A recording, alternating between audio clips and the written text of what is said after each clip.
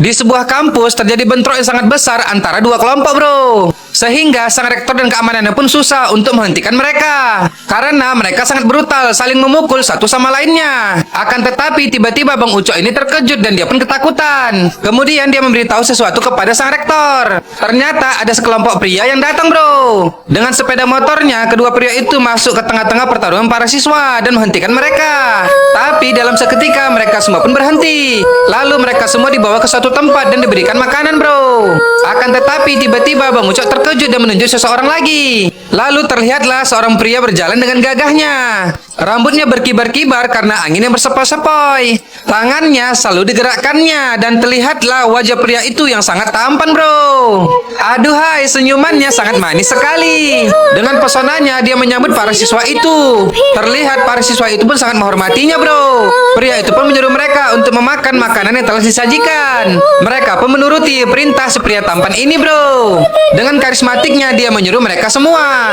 Sang rektor pun merasa kagum dengan perbuatan pria itu. Karena dia sangat baik memberi makan walaupun para siswa itu telah berbuat onar. Bahkan dia mengontrol sendiri orang-orang yang telah diberi makannya agar mereka semua bisa kenyang. Tapi Bang Ucok mengatakan mereka diberi makanan yang sangat enak. Tapi lihatlah wajah mereka, apakah mereka senang? Penasaran, sang rektor pun langsung melihat wajah mereka, bro. Ternyata mereka semua menangis. Mereka bahagia, kata sang rektor.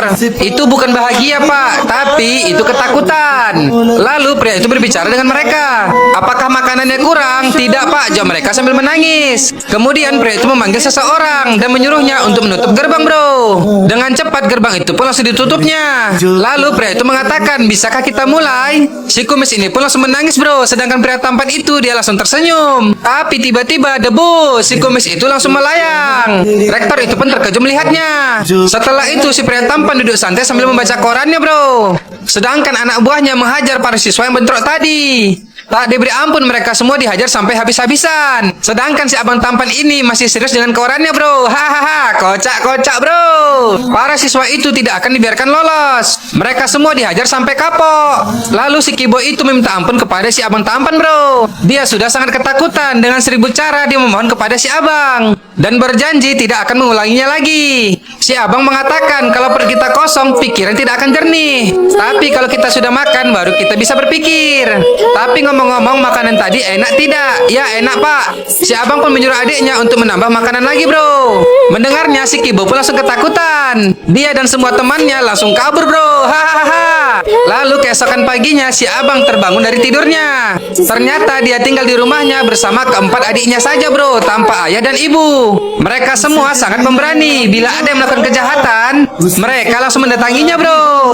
Mereka adalah penegak keadilan. Siapa yang jahat langsung dihajar. Para penjahat itu tak akan bisa berkutik di hadapan si abang. Dan karena semua sifatnya itu disukai oleh semua orang, bro. Bahkan semua anak di kampungnya pun sangat mencintainya.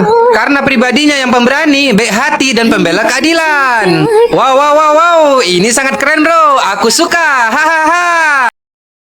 Orang-orang ini sedang dihajar secara brutal, bro. Karena mereka tak ingin menjual hasil pasar mereka kepada seorang penjahat. Dan inilah orangnya, bro. Dia menyiksa mereka dan mengancam para warga. Namun orang itu mengatakan, daripada aku menjualnya padamu dengan harga yang tak masuk akal, lebih baik aku gantung diri. Penjahat ini pun tertawa, bro. Lalu anak buahnya betul-betul menggantung bapak itu. Di hadapan semua orang dia digantung, lalu diturunkan kembali. Dan melihat keganasan si penjahat, semua orang pun jadi takut.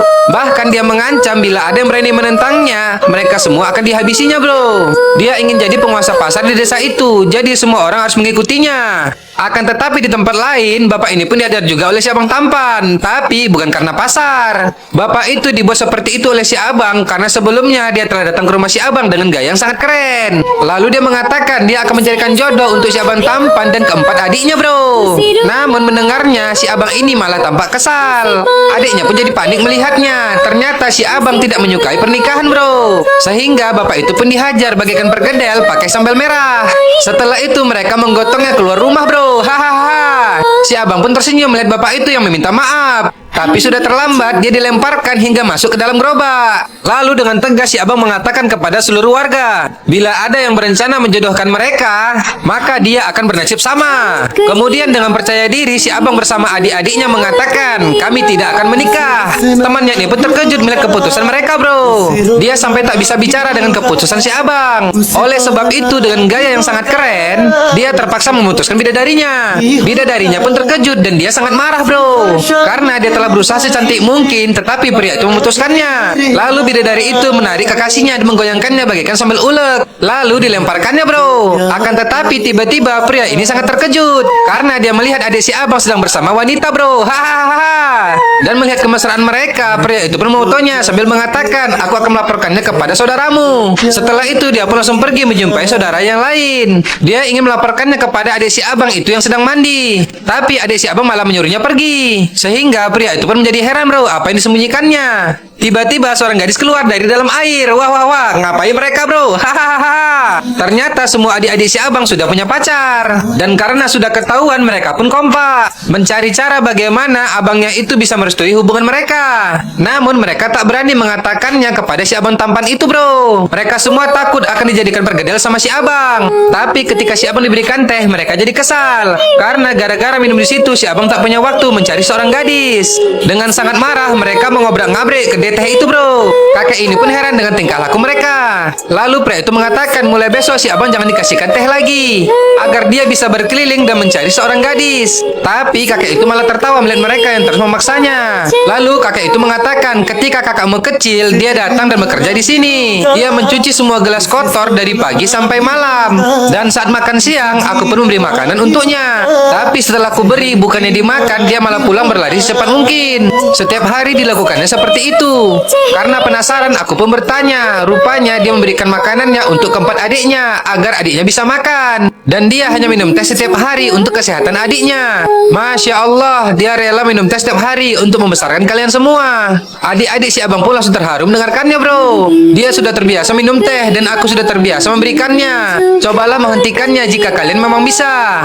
Mendengarkan perkataan kakek itu, mereka semua pun merasa bersalah, bro. Dengan raut wajah yang sedih, mereka memandangi kakaknya itu yang telah berkorban tak makan demi keselamatan mereka. Sungguh mantap, bro. Betul-betul abang sejati itu, bos.